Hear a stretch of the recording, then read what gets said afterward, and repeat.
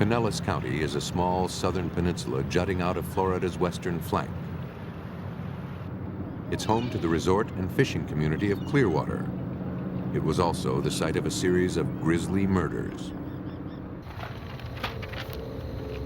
On October 20th, 1995, a delivery person discovered the nude body of a woman outside an industrial park.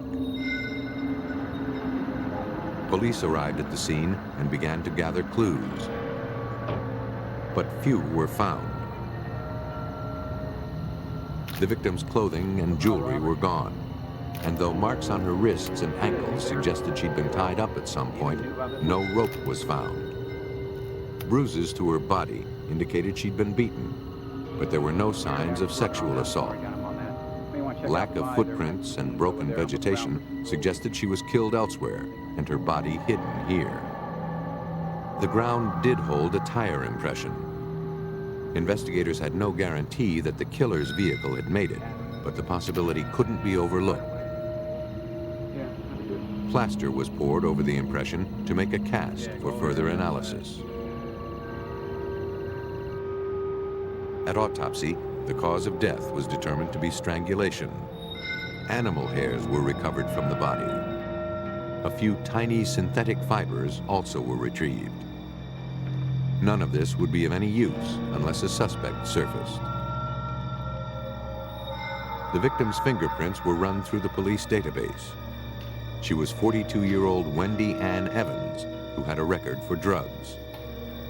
So how long has your mother been missing? Evans had come to Clearwater to be with her daughter. When did she?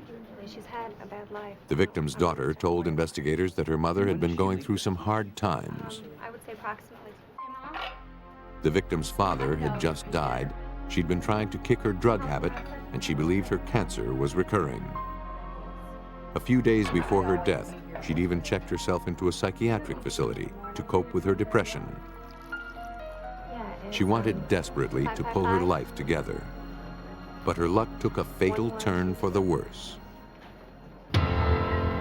3 weeks later, at another industrial area, another nude female body was found. Call came in, 6210 for ID just arrived. Check this out. Like Wendy Ann Evans, this victim had been bound and beaten, then left in a secluded spot. Again, there were no signs of sexual assault. The similarities between the two cases defied coincidence. Both were found in industrial areas within 10 miles of each other.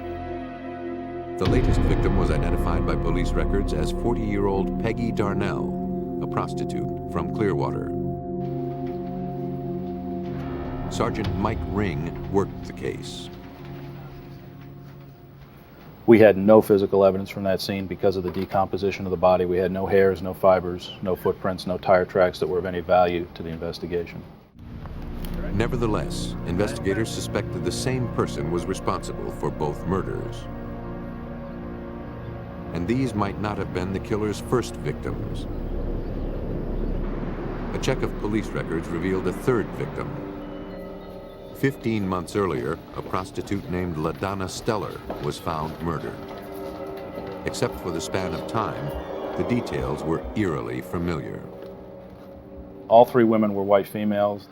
They'd all been found nude, no jewelry or clothing on any of the bodies, and the cause of death, at least on Steller and Evans, was manual strangulation with some physical beating. The only crime scene to provide potential forensic evidence was the murder of Wendy Ann Evans. Detective Tom Klein of the Pinellas County Sheriff's Department tried to make the most of the scant clues. The tire track had been sent off to the Florida Department of Law Enforcement for analysis.